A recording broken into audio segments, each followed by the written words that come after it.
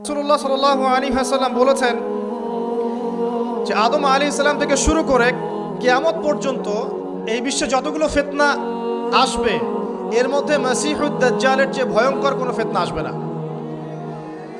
এক বাক্যে বোঝাচ্ছে কিভাবে, যে এই বিশ্বে যতগুলো ফিতনা আছে, ধরেন সুদের ফিতনা, আপনার জেনার ফিতনা, আপনার পরকিয়া, হ্যাঁ, আপনার যে পতিতালয়, আপনার ঘুষ, দুর্নীতি, কালোবাজারি, মজুদদারিতা, মুসলিমদেরকে হত্যা করা, সন্ত্রাসী কর্মকাণ্ড, যত ফিতনা এখন পৃথিবীতে আছে আর কি, এই যতগুলো ফিতনা আছে এগুলোকে একত্রিত করেন, একসাথে করেন, তারপরেও মাসিহুদ দাজ্জালের মতো ভয়ঙ্কর ফিতনা হবে না। এটা এত বড় ফিতনা, ঠিক আছে?